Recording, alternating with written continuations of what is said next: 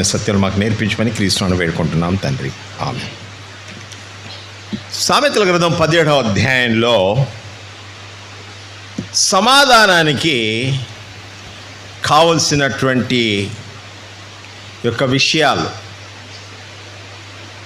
సమాధానానికి సాంకేతికాలు ఏమున్నాయి అని చెప్పేసి, సమాధానము డైనమిక్స్ ఆఫ్ రిలేషన్షిప్స్ అంటారు.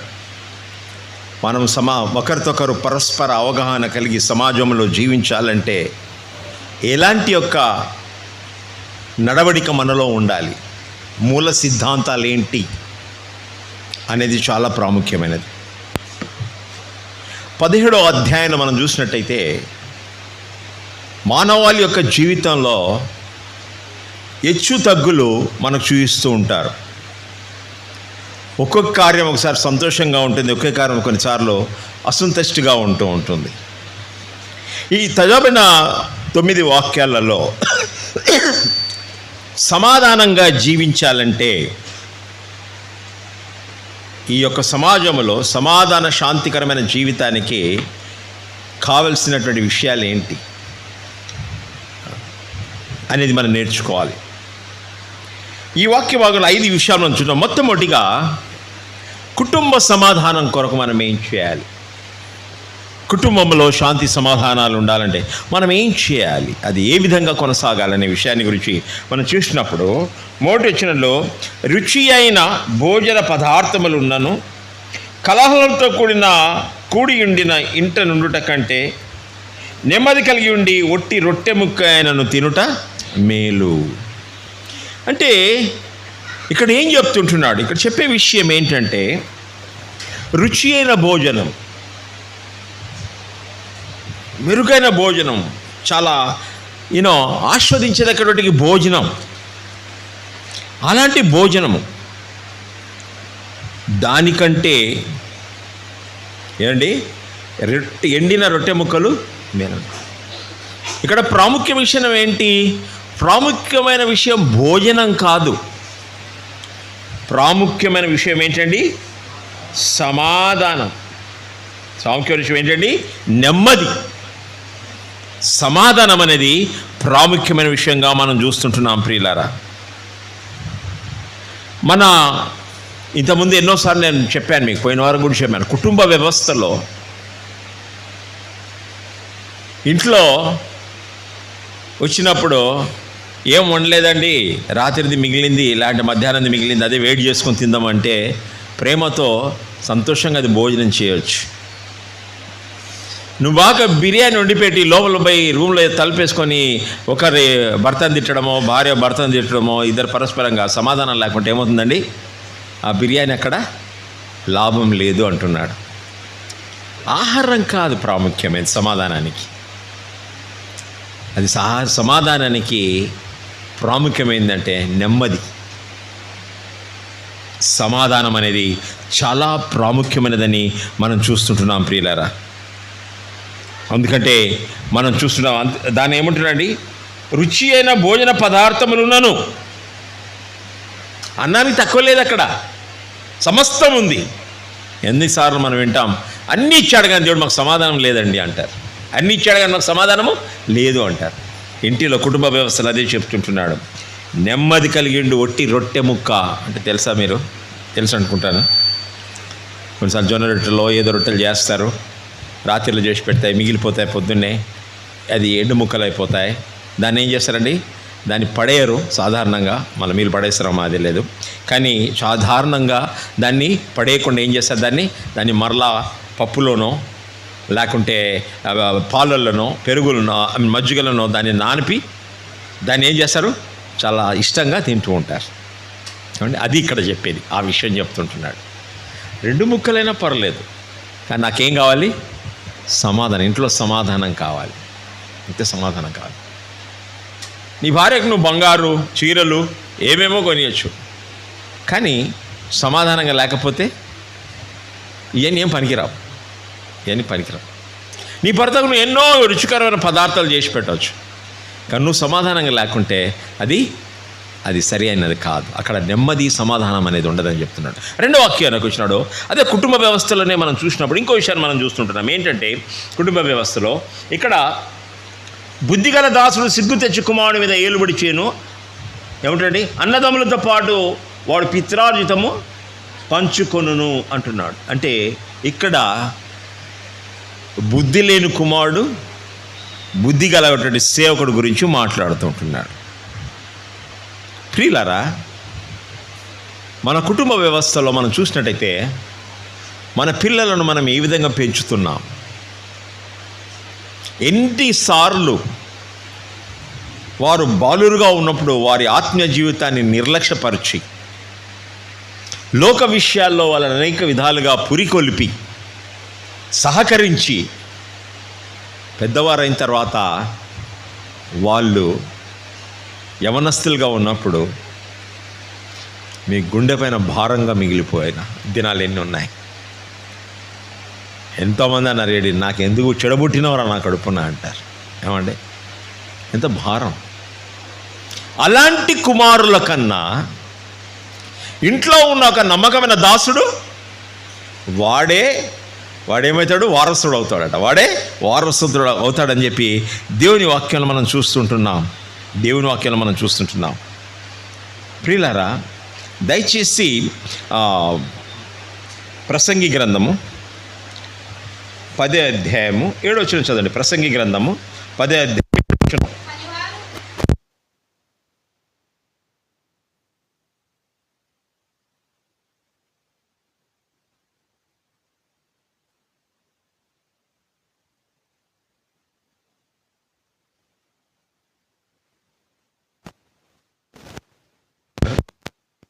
ఉన్నాడు. పనివాడు ఇక్కడ ఏం చెప్తున్నాడు? జ్ఞాని గుర్రముల మీద కూర్చుండటయు అంటే అంతస్తు పెరిగిపోయింది. వాడు రాజు అయిపోయాడు. తర్వాత దానికి ఆపోజిట్గా ఏం చెప్తుంటున్నాడు? ఇక్కడ అధిపతులు సేవకులు వల్లే నేల నడుచుట నాకు అగపడని అంటుంది. అంటే పరిస్థితులు ఎప్పుడైనా కూడా తారుమారైపోతాయి. జ్ఞానయుక్తంగా ఉండాలి, దేవుని ఆశీర్వాదం ఉండాలని మనం ఇక్కడ చదువుకుంటున్నాం.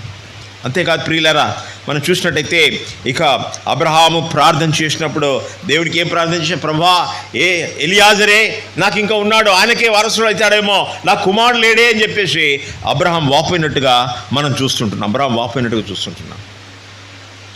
యేసేపు ఒక దాసుడుగా వచ్చి ఈ ఐగుప్తు దేశంలో ఆయన అత్యున్నతమైన పదవికి రాజుగా, యువరాజుగా మారిపోయాడు. ఆయన ఏంది? సమస్తమైన రాజ్యము ఆయన పేరుకు రాజు ఉన్నాడు, కానీ సమస్తాన్ని ఆయన చేతికి అప్పచెప్పినట్టుగా మనం చూస్తుంటున్నాం. ప్రియుల, ఆ విషయాన్ని మనం చూస్తుంటున్నాం. ఇంకా విషయాన్ని దీన్ని ఇంకా మనం చదువుకోవాలంటే ఇక ముందు చూసినట్టయితే ప్రియులారా, మనము దయచేసి మొదటి దినవృత్తాంతం 2వ అధ్యాయం 35వ వచనం చూడండి. మొదటి దినవృత్తాంతంలో 2వ అధ్యాయం 35వ వచనం.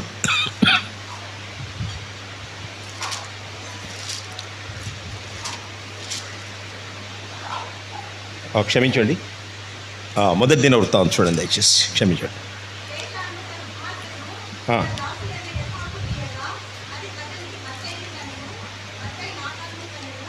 చాలు. ఎవరినారండి?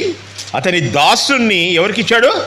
తన కుమారుడికిచ్చి వివాహం చేసినట్టుగా ఇక్కడ మనం చూస్తుంటున్నాం. ప్రియులారా, అది చాలా మనము ఈ యొక్క దాసులు 2వ అధ్యాయం 35వ వచనం చూస్తున్నాం. తన కుమార్తెను తన దాసున యర్యాకు ఇయ్యగా అతనికి అత్తయ్యను కనెను. దాసుడు యజమానిగా అయిపోయినట్టుగా మనం చూస్తుంటున్నాం. ఇంకో విషయాన్ని మనం చూస్తాం. ఇంకో విషయం ఏంటంటే, దయచేసి మనము చూసినట్టయితే ఇక మొదటి రాజుల గ్రంథం 12వ అధ్యాయంలోకి వెళ్దామండి. మొదటి రాజుల గ్రంథం 12వ అధ్యాయంలోకి వెళ్దాం. 12వ అధ్యాయంలో చూసినట్టయితే ఇక్కడేముందండి? రెహోబాము పట్టాభిషేకము చేటకు ఇశ్రాయేలులందరూ షెకెముకు రాగా రెహోబాము షెకెమునకు పోయెను. రెహోబాము ఎవరండి? సొలొమోను కుమారుడు. దాని తర్వాత 2వ వచనంలో చూసినట్టయితే నేబాతు కుమారుడైన యరొబాము రాజైన సొలొమోను వద్ద నుండి పారిపోయి ఐగుప్తులో నివాసం చేయుచుండెను. యరొబాము ఇంకా ఐగుప్తులో నుండి ఆ సమాచారం వినెను. యెరోబాము సొలొమోనుకు తప్పించుకొని దేశం విడిచిపెట్టి వెళ్ళిపోయాడు. వేరే స్థలం అన్న ప్రాణభయంతో వెళ్ళిపోయాడు. అయితే ఇప్పుడు రెహోబాము పట్టాభిషేకం చేస్తాడని యెరోబాము విని ఆయన ఇక్కడికి వచ్చాడు. మళ్ళా వచ్చి జనులందరి పిలునంపగా యెరోబాము ఇశ్రాయేలు సమాజం అంతా వచ్చి రెహోబాము నీలాగున మనవి చేసిరి. రెహోబాము రాజు కాబోతున్నాడు, పట్టాభిషేకం చేయబోతుంటున్నాడు. ఆయనను మనవి చేశారు, అయ్యా ప్రజలందరూ వచ్చి నాకు మాదొక విన్నపం ఉంది అని చెప్పారు. నీ తండ్రి బరువైన కాడిని మా మీద ఉంచెను, నీ తండ్రిని మించిన కఠినమైన దాసత్వం మా మీద అతడు ఉంచిన బరువైన కాడిని నువ్వు చులకన చేసిన ఎడల మేము నీకు సేవ చేయదుము. అందుకు రాజు, మీరు వెళ్ళి 3 దినాల తర్వాత నా దగ్గర తిరిగి రండి అని సెలవేగా జనులు వెళ్ళిపోయి. ఇప్పుడు రాజైన రెహోబాము తన తండ్రి సొలొమోను బ్రతికినప్పుడు అతని సముఖమందు సేవ చేసిన పెద్దలతో ఆలోచన చేసి ఈ జనులకు ఏమి ప్రత్యుత్తరం ఇచ్చిందని వారిని అడగగా, వారి దినముననే నీవు ఈ జనులకు దాసుడవై వారికి సేవ చేసి మృదువైన మాటలతో వారికి ప్రత్యుత్తరం ఇచ్చినట్లా వారు సదాకాలము నీ దాసులగుదురు అన్నాడు. ఏమండి, పెద్దలను పిలిచాడు. మీరు ఏమనుకుంటారు చెప్పండి అన్నారు. పెద్దలు చక్కగా, నీ జనులకు నువ్వు రాజువై అనలేదు, ఏమన్నాడు? దాసుడవై అన్నాడు. ఏమండి, దాసుడవై. మన సంఘంలో నువ్వు పదవి కావాలంటే నువ్వు దాసుడుగా ఉండాలి. డీకన్స్ అంటే పరిచారకులు,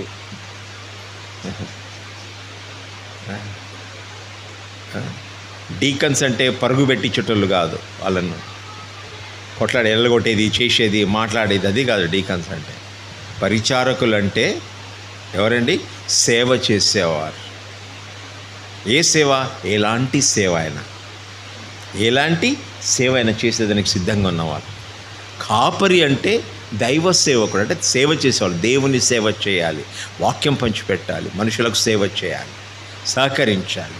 అది పద్ధతి, అది చెప్తుంటున్నాడు. అయితే వాళ్ళు ఏం చెప్పారు? నువ్వు రాజు అనలేదు, నువ్వు దాసుడవై. రెహోబామయ్య, నువ్వు ఒక కిందికి రా, పైనుంచి కిందికి రా అంటారు కదా, గద్దె దిగి కిందికి రా అంటారు కదా. కిందికి వచ్చి నువ్వు మనుషులకు దాసుడవై ఏం చేయమంటున్నాడు?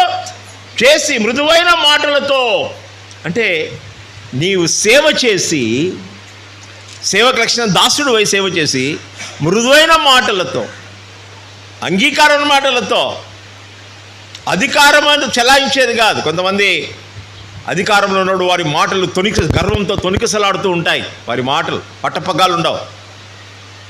నువ్వు దాసుడవై నువ్వేం చెయ్యి?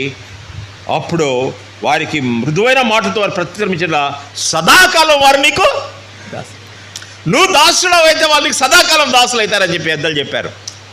మంచి సలహా. అయితే ఈయన అన్నాడు 3 రోజుల తర్వాత రమ్మన్నాడు. అయితే అతడు పెద్దలు తనకు చెప్పిన ఆలోచనను నిర్లక్ష్య పెట్టి, ఏమండి, తనతో కూడా పెరిగిన యవనను పిలిచి ఆలోచనను అడిగిరి. వారికి ఇలాగూ ప్రశ్న వేసాను. ఏమండి, పెద్దలది ముస్లింలు, వాళ్ళ మాట ఏమంటావు? వాళ్ళు ఏం చెప్తున్నారు? వాళ్ళకు మేము యంగ్స్టర్స్, మాకు తెలుసు కదా. ఈ దినాల్లో అన్వయం చెప్పినట్టయితే మాకు ఎన్నో ట్యూబులు తెలుసు, ఆ పాస్టర్ తెలుసు, ఈ పాస్టర్ తెలుసు, అది తెలుసు, ఇది తెలుసు, ఆడినాం, ఈడినాం, అన్నీ చేసినాము,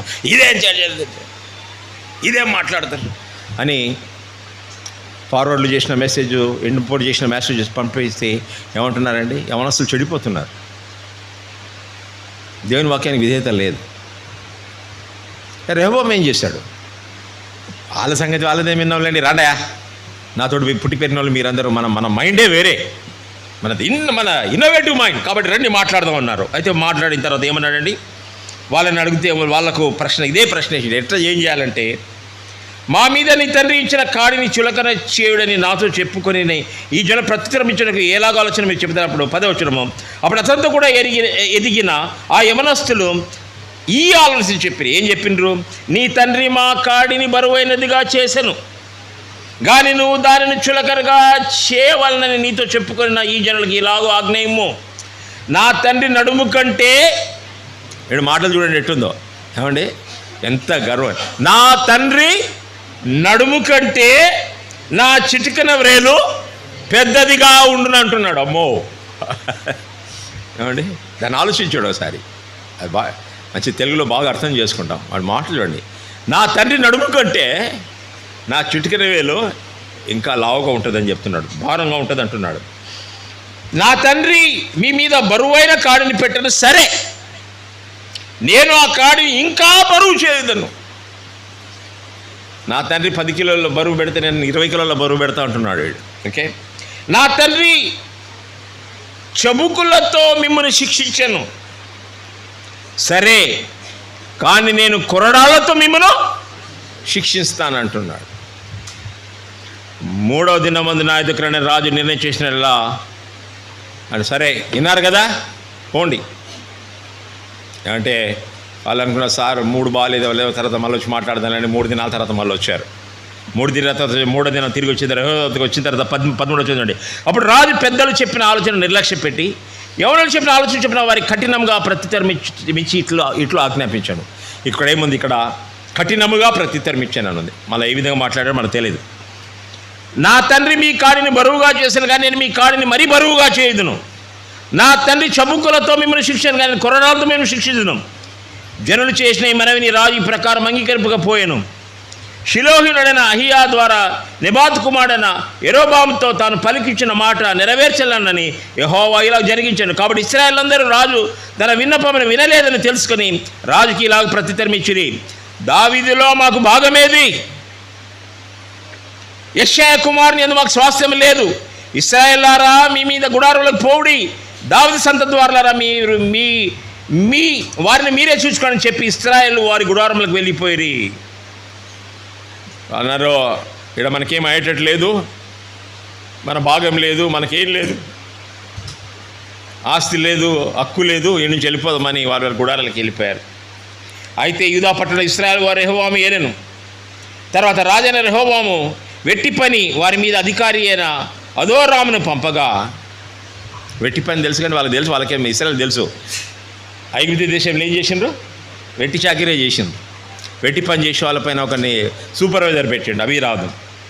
ఆ యొక్క అధికారిని అదోరామును పంపగా ఇశ్రాయేలందరూ రాళ్లతో అతను కొట్టినందున అతడు మరణమాయను. ఏమండి, ఇప్పుడే బంగ్లాదేశ్లో ఏమైనా చూసినాం కదా, బంగ్లాదేశ్లో తిరుగుబాటు అయింది. ఏమన్నా అసలు తిరుగుబాటు చేశారు ప్రజలు. షేక్ హసీనా ప్రెసిడెంట్ తిరుగుబాటు చేస్తే ఆమె ఆ తిరుగుబాటును వాళ్ళని అణిచివేయాలని ప్రయత్నించింది కానీ శాతకాలేదు. ఇక ఏం చేసింది, కట్టుబట్టలతో దేశం విడిచి ఇండియాకు వచ్చేసింది.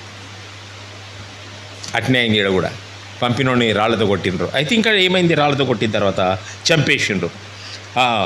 అయితే కాబట్టి రాజైన రెహోబాము యెరూషలేమునకు పారిపోవాలని తన రథంను త్వరగా ఎక్కెను.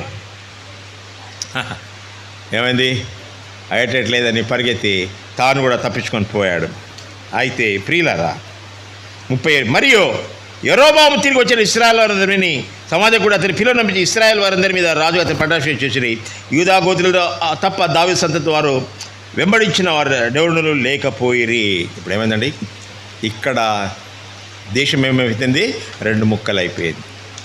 ఇశ్రాయేల్ దేశం ఏమండి, ఇశ్రాయేలు యూదా రాజ్యం 10 గోత్రాలు పోయేసి ఒక గుంపుగా తయారయ్యారు. యెరోబాము లీడరు, 2 యూదా వచ్చే 2 గోత్రాలు వచ్చేసి రెహోబాము లీడర్గా అయిపోయాడు. ఏమైపోయింది, ప్రజలను పోగొట్టుకున్నాడు, రాజ్యము విడిచిపోయింది. అంటే ఇక్కడ చెప్పడం ఏంటండి, మనము బుద్ధిహీనంగా ఈ రాజు ప్రవర్తించినందున తన రాజ్యాన్ని పోగొట్టుకొని ఆయన అల్పసంఖ్యకుడిగా మిగిలిపోయాడు. ప్రియులారా, జాగ్రత్తగా ఉండాలి. మన వ్యవహారాలలో మనం జాగ్రత్తగా ఉండాలి. మన పిల్లలను మనం జ్ఞానయుక్తంగా దేవుని భయంలో పెంచడం నేర్చుకోవాలి. సరే, 3వ వచనంలో వచ్చేసరికి కుటుంబ వ్యవస్థలు ఇంకో విషయాన్ని చెప్తున్నాడు. ఏమంటున్నాడంటే వెండిని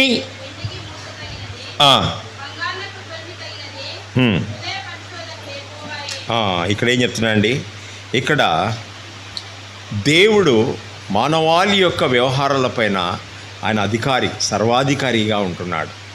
నీ జీవితంలో నా జీవితంలో ఆయన సమస్తమును సర్వజ్ఞాని, సర్వవ్యాప్తి, సర్వాధికారిగా మన జీవితంలో దేవుడు ఉంటున్నాడు. అయితే దేవుడు మన జీవితంలో కొన్నిసార్లు కొన్ని విషయాలు కూడా తీసుకెళ్తాడు.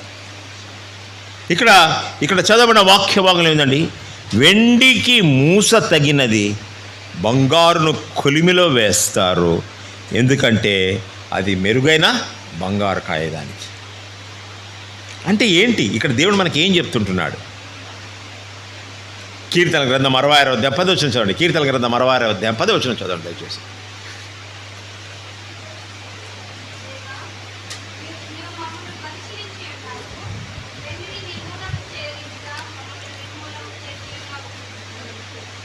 ప్రియులారా, ఇక్కడ చూస్తున్నామండి ఏంటంటే 10వ వచనంలో, దేవాన్ని మమ్మల్ని పరిశీలించినావు, వెండిని నిర్మలముగా చే రీతిగా మమ్మల్ని నిర్మలముగా చేస్తున్నావు. నిర్మూలం కాదంటే నిర్మలము అంటే శుద్ధి, పరిశుద్ధపరిచాడు.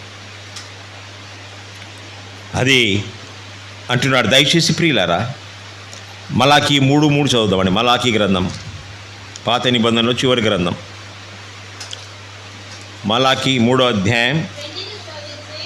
వెండిని శోధించి వాడైనట్లు కూర్చునిండును,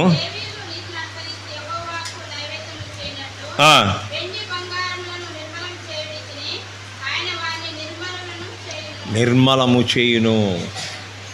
అంటే దేవుడు తన ప్రజలను కొన్నిసార్లు కొన్ని కష్టాల ద్వారా, కొన్ని వ్యాధి బాధల ద్వారా, ఆర్థిక సమస్యల ద్వారా మనల్ని ఏం చేస్తారండి? ఆ పరీక్షలో గుండా మనం తీసుకెళ్ళి మనల్ని మెరుగైన ప్రజలుగా చేస్తాడట, మెరుగైన ప్రజలుగా చేస్తాడట. అదే ఇక్కడ చేస్తున్నాడు. 1 పేతురు 1వ అధ్యాయం 7వ వచనం చూడండి. 1 పేతురు 1వ అధ్యాయం 7వ వచనం.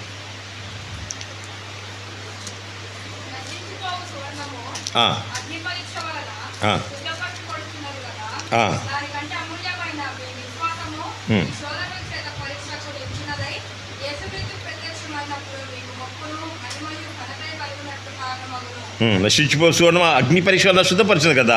అమూల్యమైన విశ్వాసం ఈ శోధనల చేత, ఈ కష్టాల చేత ఏం చేస్తున్నాడు? సువర్ణంగా చేస్తుంటున్నాడు, దేవునికి అంగీకారంగా చేస్తుంటున్నాడు. అంతేకాదు, అందరికంటే జీవితంలో ఎక్కువ కష్టాలు అనుభవించి బైబిల్ గ్రంథంలో సమస్తాన్ని పోగొట్టుకొని చెప్పిన యోబు దగ్గరికి వెళ్దాం. యోబు గ్రంథం 23వ అధ్యాయం 10వ వచనం మనం చూద్దాం. యోబు గ్రంథం 23వ అధ్యాయం 10వ వచనం.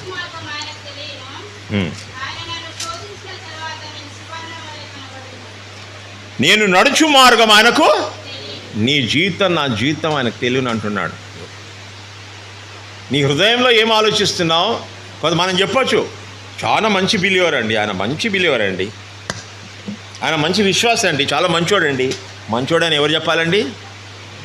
మనం డబ్బులు ఇచ్చిన వాళ్ళు కాదు మంచోడని చెప్పాల్సి ఉన్నది. మంచోడని ఎవరు చెప్పాలండి? దేవుడు చెప్పాలి. ఆయన సర్టిఫికేట్ అప్రూవల్ చేయాలి. మీ ఆఫీస్లో ఏదన్నా బిల్స్ పాస్ అయితే అప్పుడు ఏం చేస్తాడు? క్లర్క్ సైన్ చేస్తాడు, సూపర్వైజర్ సైన్ చేస్తాడు, క్లర్క్ సైన్ చేస్తాడు, దాని తర్వాత ఆ క్యాషియర్ డిపార్ట్మెంట్ సైన్ చేస్తారు. చివరిగా ఎవరు చేయాలండి? బాస్ సైన్ చేస్తారు. అదేమవుతుంది? అది అప్రూవల్. బాస్ సిగ్నేచర్ లేకపోతే అది అప్రూవల్ కాదు. అదేవిధంగా మన వ్యవహారానికి, లోక వ్యవహారంలో మీరందరూ నేను మంచోడని చెప్పేస్తే కాదు. మంచోడని ఎవరు చెప్పాలండి? దేవుడు చెప్పాలి. ఆయన సిగ్నేచర్ అప్రూవల్ కావాలండి.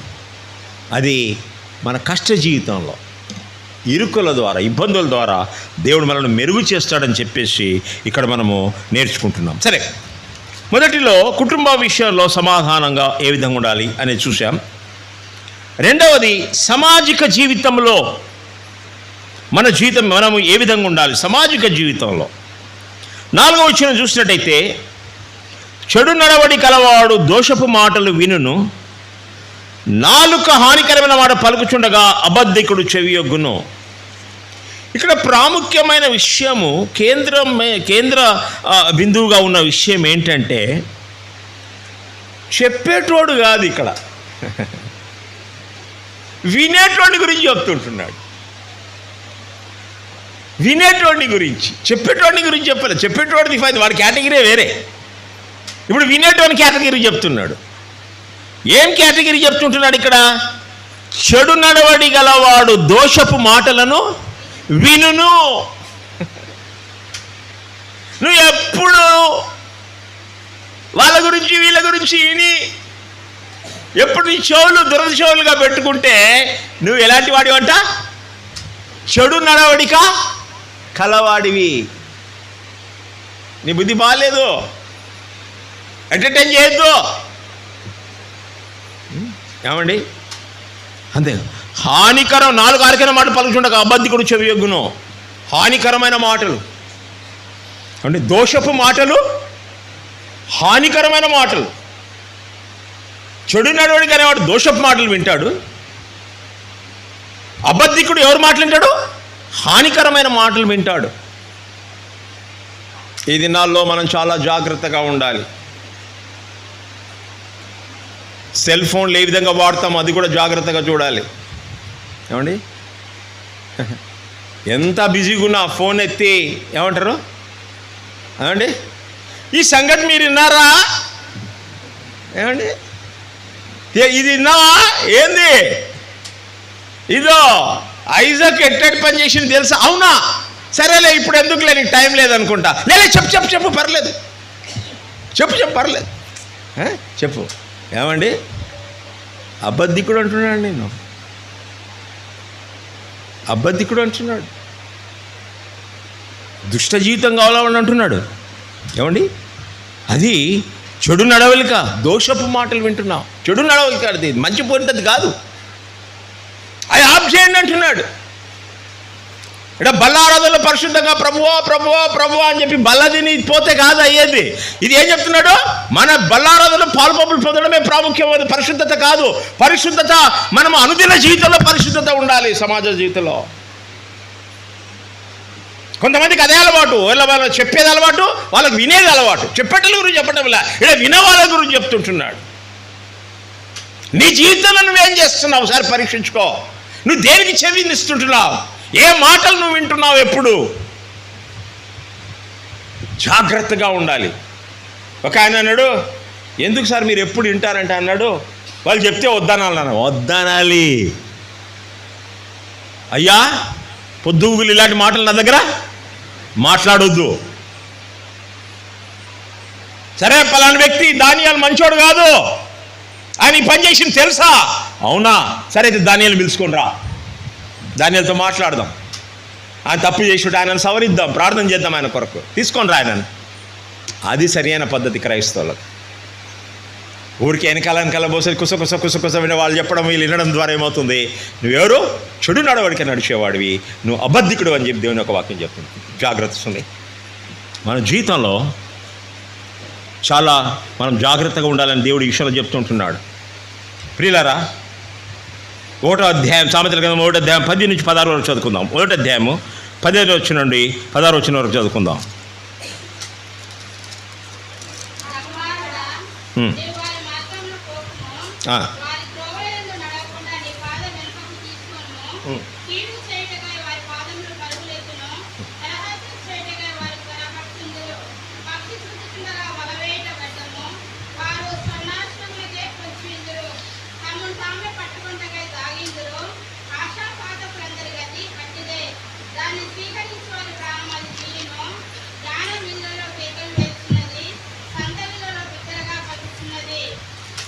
చాలండి. ఇలాంటి యొక్క సాంగత్యము లేకోకుండా దేవుని అడుగుజాడలో నడచడము, దేవుని త్రోవలో నడచడము, అది నీకు శ్రేయస్కరమని దేవుడు తన వాక్యం ద్వారా మనకు మరొకసారి హెచ్చరిస్తుంటున్నాడు. సరే, ఇక 5వ వచనం వచ్చినప్పుడు ప్రియులారా, సామాజిక వ్యవస్థలో 17వ అధ్యాయం 5వ వచనం మనం చూసుకుందామండి.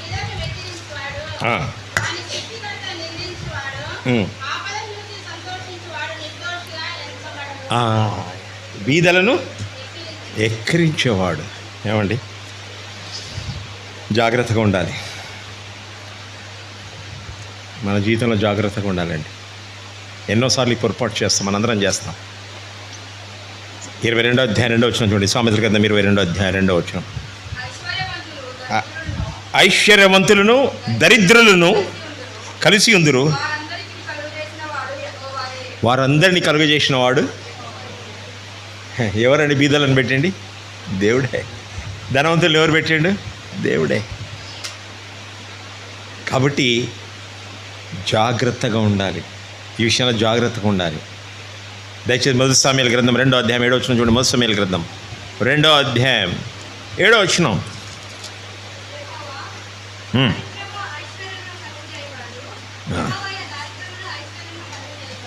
యెహోవాయే దారిద్ర్యమును ఐశ్వర్యమును కలుగ చేయువాడు. ఏమండి, అది చాలా ప్రాముఖ్యం. ఇది దేవుడే, దేవుని ప్రకారమే దేవుడు నిర్ణయించాడు. ఇదే దేవుడు ఏం చేస్తాడండి? సామెతలు 29వ అధ్యాయం 13వ వచనం చూద్దాం. సామెతలు 29:13.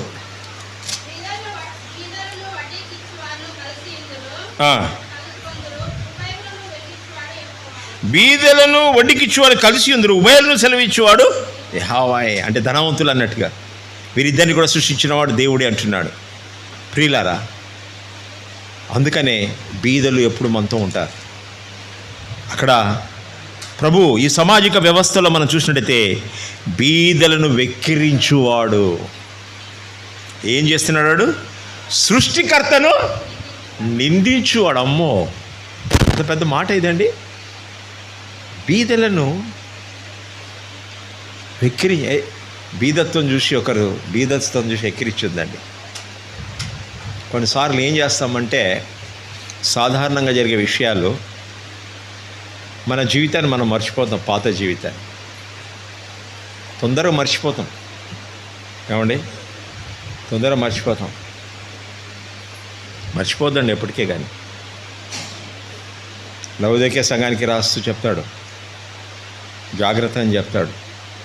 ఎఫెసు సంఘానికి రాసి అంటాడు, ఎక్కడో పడితే నువ్వు అక్కడ జ్ఞాపకం చేసుకోమంటాడు. మర్చిపోవద్దండి. ఈరోజు నేను దేవుడు మంచి స్థితిలో ఉంచాడు, మంచి ఇల్లు ఇచ్చాడు, మంచి కుటుంబాన్ని ఇచ్చాడు, కానీ పాత జీవితాన్ని మర్చిపోయి. నేను ఎప్పుడు ఇదే చెప్తాను. దావీదు రాజు వృద్ధాప్యంలో ఆయన ఏం రాశాడు? కీర్తన 23 రాశారంటారు. 23 కీర్తన ఏంది? ఆయన గొర్రెల కాపరి జీవితాన్ని ఆయన జ్ఞాపకం చేసుకొని ఆయన యెహోవా నా కాపరి అని చెప్తుంటున్నాడు. ఆడున్న 6 వచనాలలో కూడా దేని గురించి చెప్తుంటున్నాడు? ఆ దేవుడు ఆయన ఏ విధంగా కాపాడు, ఒక కాపరికి ఏ విధంగా కాపాడే విషయం గురించి చెప్తుంటున్నాడు. ప్రియులారా, ఈరోజు నువ్వు బొంబాయి వచ్చి కొంచెం మెరుగైన స్థితిలో ఉన్నావేమో, నీ సహోదరుడు బీద స్థితిలో ఉన్నాడేమో, వాడిని అపహసించొద్దు. మీ బంధువులు నీకంటే తక్కువ స్థితిలో ఉన్నారేమో, వాడిని ఇచ్చేయొద్దు, నిందించొద్దు. జాగ్రత్త. దీని సీరియస్నెస్ ఎక్కడుంది? అదే వచనం చూడండి. దీని యొక్క సీరియస్నెస్ ఎక్కడుంది? ఆపదను చూచి సంతోషించువాడు నిర్దోషిగా ఎంచబోడు. ఏమండి, ఆపదను చూసి సంతోషించువాడు. జాగ్రత్త సుమి. మన జీవితంలో చాలా కేర్ఫుల్గా ఉండాలి. ఒకళ్ళని చూసి ఒకళ్ళు ఆపదలో వచ్చారు, నష్టపోయారు, ఇంద్రవానికి దేవుడు ఎక్కడున్నాడు? దేవుడిని తీసుకొస్తాను మధ్యలో. దేవుడు గుడ్డోడు కాదు అంటాడు, నువ్వు గుడ్డోడివే. నీ జీవితం పాడైంది, ఆయన జీవితం కాదు. ఏమండి, బాగా శాస్త్రైంది వాళ్ళకు.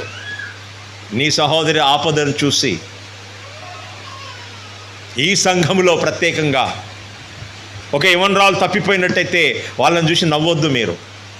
ఒక యవనస్తుడు తప్పిపోయినట్టయితే వాడిని చూసి నవ్వొద్దు. ఒకరు వారి జీవితంలో ఆర్థికంగా ఇబ్బందులు ఉన్నట్టయితే వారిని చూసి నవ్వొద్దు.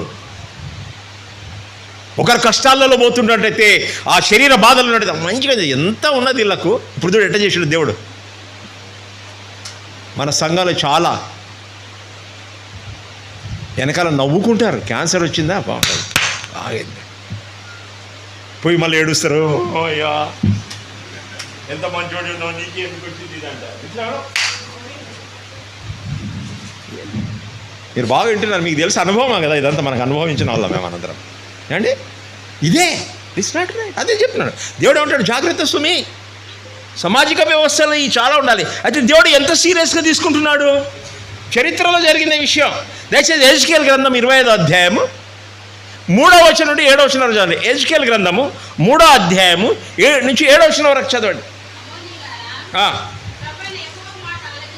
అమ్మోనీయులు అన్నారు వాళ్ళు. వాళ్ళకి చెప్తుంటున్నారు, అమ్మోనీయులారా ప్రభువైన యెహోవా మాట ఆలకించుడి. ఏమనగా ఆ, ఇశ్రాయేలు దేశం పాడు చేయబడిన కాలమున ఆ. యూదావారు చెరలోనికి పోయినప్పుడు మీరు సంతోషములు చెప్పుకొనుచు వచ్చితిరి గనుక చాలండి. ఇశ్రాయేలు ప్రజలు కష్టాలు పడ్డారు, దేశం పోయింది, బబులోను రాజు వచ్చి వీళ్ళని తీసుకుపోయిండు, చెరలోకి వెళ్ళిపోయినరు. అప్పుడు అమ్మాయిలు ఏం చేసిండంట, అమ్మ పోయిందిరా పీడాడు, చూడు నామరూపాలు అక్కడ పోయిండు, బెస్ట్ ఇదే శాస్త్రి వీళ్ళకి అన్నారంట. వీళ్ళు సంతోషించి అంటున్నాడు. చదవడానికి ముందు, నేను రబ్బా అని పట్టణములకు ఒంటెల పాలన చేసేదను, అమ్మోనీయుల దేశమును ఆ, గొర్రెల దొడ్డిగా గొర్రెల దొడ్డిగా చేసి చేసేదను. అప్పుడు నేను యెహోవానై ఉన్నానని మీరు తెలుసు అప్పుడు నేను యెహోవానని తెలుసుకొందురు.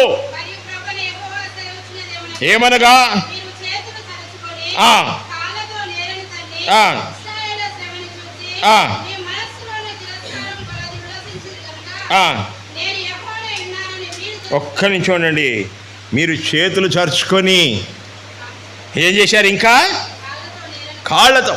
మంచిదైంది రావినికి, దేవుడు గుడ్డోడు కదంటారు, మంచిదైంది వీనికి, వెరీ గుడ్, నాశనం అయిపోయినరు అన్నాడు. అందుకని దేవుడు ఏమంటాడు, చదవడానికి ముందు, మీరు చేతు ఏడొచ్చినాము, నేను మీకు విరోధినై. మిమ్మల్ని జనములకు గొప్ప సొమ్ముగా ఆ, అప్పగించి అన్యజనులలో ఉండకుండా ఆ. మిమ్మల్ని నిర్మూలం చేతును, ఆ. జనము కాకుండా మిమ్మల్ని నశింపజేతును, హ్మ్. సమూల ధ్వంసం చేతును. సమూలత్వం. ఎవరే బాబు, మర్చిపోవద్దండి. ఇప్పుడైతే వాళ్ళు దాసత్వంలో ఉన్నారు కదా, వారన్న తిరిగి వస్తారేమో కానీ మీరు నామరూపాలు లేకుండా పోతారని చెప్పాడు అమోనీయులకు. ఇంకోసారి ఆ విషయం చదువుతాం. ఈదోమీయులకు చెప్పాడు. 35వ అధ్యాయం చదవండి, ఎహెజ్కేలు కింద 35వ అధ్యాయం మరియు యెహోవా 12వ వచనం చదవండి. 35వ అధ్యాయం నుంచి అవి 35:12. అవి కాదైనవి ఉమ్. మనకు ఆహారంగా అప్పగింపబడినవని నువ్వు ఇశ్రాయేలు పర్వతం గురించి పలికిన దూషణ మాటలన్నీయు యెహోవానకు నాకు వినబడినని నీవు తెలుసుకొందువు. చాలండి. ఇశ్రాయేలులకు విరోధముగా మాట్లాడిన దూషణ మాటలన్నీ యెహోవా నా చెవులో పడ్డాయి అంటున్నాడు.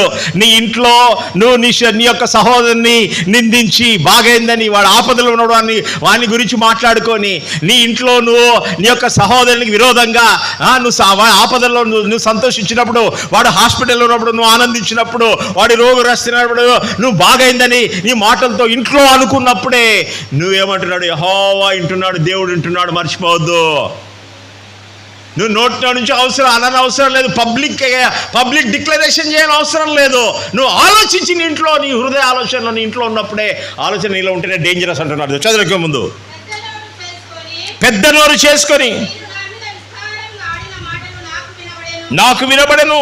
ప్రభువైన యెహోవా సెలవిచ్చినదేమనగా, ఏమనగా, లోకమంతయు సంతోషించినప్పుడు లోకమంతా సంతోషించినాడు, నాశనము నేను నీ మీదికి రప్పించెదను. నాశనము మీ మీదకి వస్తుంది. ఇప్పుడేంది, వాళ్ళు నశిస్తున్నారని మీరు ఎగురులాడుతుండ్రు, ఇప్పుడు పండుగ చేసుకుంటుండ్రు. ఒకరోజు వాళ్ళందరూ పండుగ చేసుకుంటే మీరేమవుతారు, మీరు నాశనం అయిపోతారని చెప్తారు. చదవండి ఇక ముందు. ఇశ్రాయేలు స్వాస్థ్యం పాడైపోవడం చూసి ఆ. నీవు సంతోషించి ఇశ్రాయేలు స్వాస్థ్యం పాడైపోవచ్చు, మీరు సంతోషించింది కనుక నీకు నా ప్రకారముగా చేసేదను. షెయీరు పర్వతమా నువ్వు పాడవదు, ఏదోము దేశం యావత్తును పాడైపోవును. అప్పుడు నేను యెహోవానై ఉన్నానని వారు తెలుసుకొందురు. ప్రియులారా, జాగ్రత్త. ఈ సంఘములో నీ సహోదరుల ఆపదలలో, వారి కష్టాలలో నువ్వు సంతోషించొద్దు, వారి ఆపదలో సంతోషించొద్దు. వారి కొరకు ప్రార్థించు, చేతనైతే సహాయం చేయి. కానీ సంతోషించినట్టయితే ఒకరోజు నీకు కూడా అదే గది పడుతుందని అడిగింది. దేవుడు నిన్ను కూడా వదలడు, అది నీ ఇంట్లో కూడా అది ప్రవేశిస్తుందని చెప్తుంటున్నాడు. జాగ్రత్త. సామాజిక జీవితంలో మనం ఏ విధంగా ఉన్నాం? ఇక మూడవదిగా మనం చూసినట్టయితే 6వ వచనంలో ఏం చూస్తున్నామంటే, చాలండి, ఇక్కడ వృద్ధాప్యం గురించి మాట్లాడుతున్నాం. వృద్ధాప్య జీవితంలో శాంతి సమాధానం ఏ విధంగా ఉండాలని చెప్పేసి ఇక్కడ 3 తరాలు చెప్తుంటున్నాడు. ఇక్కడ ఏంటండి, కుమారులు వృద్ధులకు కిరీటము. హెబ్రీ దేశస్తుల్లో వాళ్ళను మీకు రాజగద్ది కావాలన్నా, మీకు మనమరాళ్ళు కుమారులు కుమార్తెలు ఎక్కువ కావాలంటే మాకు మనవాళ్ళు కుమారులు కుమార్తెలు కావాలి, కానీ రాజరికం మాకు వద్దనేవారు. అంటే ప్రాధాన్యత దేనికి ఇచ్చారు? వారు కుటుంబానికి ప్రాధాన్యత ఇచ్చారు. ఈ దినాలు ఎట్టినామండి? ఇద్దరు అన్నదమ్ములు ఉన్నారు, వాళ్ళు ఏమంటారు? రే, మీకు అమ్మా నాన్న కావాలన్నా వారి ఆస్తి కావాలంటే ఏమడుగుతారండి?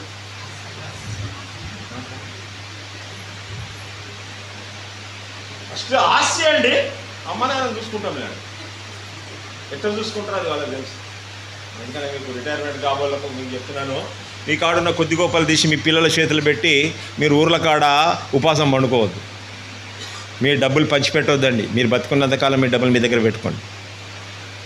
మీ పిల్లలకు పంచిపెట్టొద్దండి. వాడు సంపాదించుకుంటాడు. ఇంట్లో ప్రెషర్ చాలా ఉంటుంది. కొడుకుకి ఇవ్వకపోతే వాడు బాధపడుతున్నాడు, వాడికి ఇవ్వండి, వాడికి ఇచ్చేయండి, మనం ఇంత వస్తుంది కదా అని వాడు ఈదుకుంటాడులే.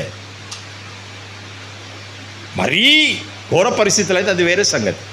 అనారోగ్య పరిస్థితితో ఏదో అత్యవసరం అది వేరే. కానీ ఏం చేస్తారు కొంతమంది, డబ్బులు రాగానే పంచి పెడతారు. రిటైర్మెంట్ కాగానే పెద్ద కొడుకు ఇంత, రెండో కొడుకు ఇంత, మూడో కింద, నా బంగారు ఇచ్చినమ్మా, నా బంగారు కొనియడము అన్ని డబ్బులన్నీ అయిపోతాయి. లాస్ట్కి ఊరికాడికి ఏమవుతారు? అమ్మా ఈడ నీకు ఆరోగ్యం బాగలేదు, ఊరికాడ బాగుంటుంది, ఆడ గాలి బాగుంటుంది, మన బంధువులు ఉంటారు, వాతావరణం మాట అడిగి అని పంపుతారు. మనల్ని బండెక్కి టికెట్ కూడా కొనిస్తారు ముందే. ఇంతకుముందు ఎప్పుడు టికెట్ కొనియాడు వాడు, ఇప్పుడు టికెట్ కూడా కొనిస్తాడు ముందే. ఆన్లైన్ రిజర్వేషన్ చేసి ఇస్తాడు వాడు. వీఆర్ సెకండ్ క్లాస్లో, సెకండ్ ఏసీలో కూడా పంపిస్తాడు. నా కొడుకు ఎంతమ్మా చూడరా నైనా, నా కొడుకు సెకండ్ ఏసీలో పంపించిండు నన్ను లైఫ్లో. పోయిన తర్వాత ఏమైంది? ఒరే డబ్బులు పంపురా అంటే నాకే కష్టంగా ఉందమ్మా అంటాడు వాడు. అరే నాకు మందులో డబ్బులు లేవరా అంటే నా కాడ కూడా లేవమ్మా అంటాడు వాడు. అమ్మా అట్లాంటి జీవితాలు ఎంతమంది కన్నీరు కార్చి బాధపడేటోళ్ళు మనం చూసినామో మనం చూడొచ్చు. కాబట్టి పిల్లరా జాగ్రత్త.